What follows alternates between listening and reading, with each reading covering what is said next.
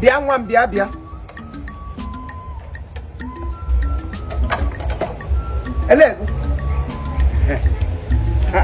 Ele ki back on no like igeri tawo that can dey beduri. Papa can on. What I can broke can on that to. Adi he ga ka putra bi carry e ban gas. Ebe mpo ga gugu aga I didn't say be saga. Ngwa. Go putra ni head ga ko. Light. Go na mi head renga. You didn't know how to do it. HM Sasa Azola de Nyanya, dear Gogo. Come back to the Nyanya, my dear Posikoria. Or to Pamo. Big up that crotch, that's what the jerk and not temper. Get to sour Takagoma. You crotch up you, gone take it out, not to see go. Ego Magola. What can't I get you down? Come on, now look at me and listen to me.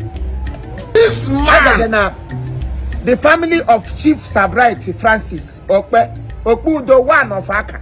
Hey, yana lole akwanu lady nonye right duru. Dimbugum of Duraro.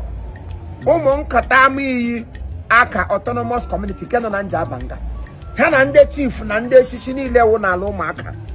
Na papa na yoko sika ideri suraha ngwango maka chief tensi title nke Chief Sir Bright Francis na nwunye ya kwano nonye Bright duru. Opudo oyesnie.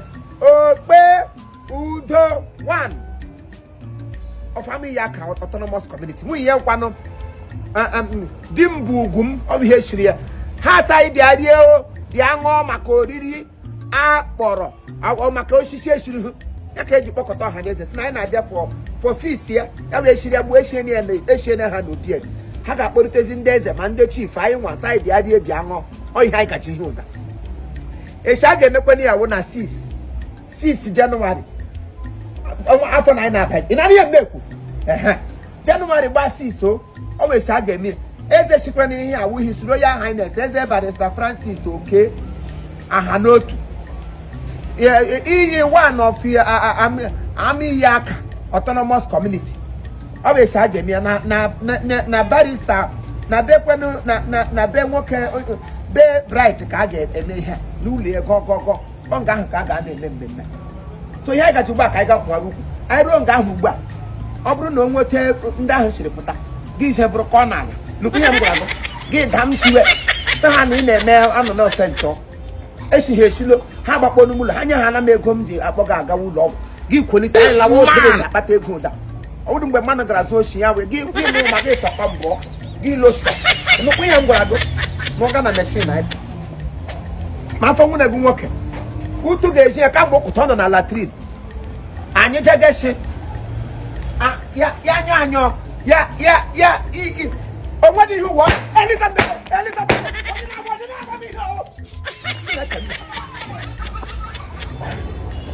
onye abụrụ ihe mee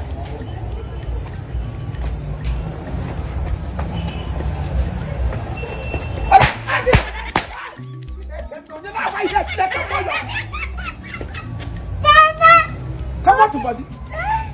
Ogo bram lokat. Davila. Ibram lokat. Walk lokat. Ibram lokat. Ibram lokat. Anybody lokat. Ibram lokat.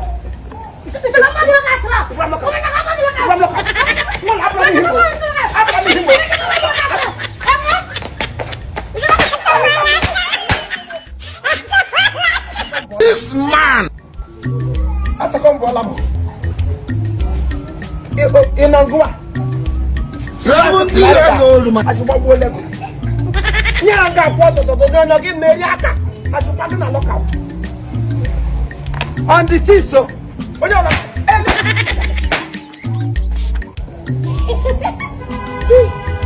What is it doing?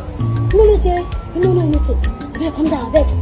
Something they do. They disturb my sister. Come back here. Come and talk.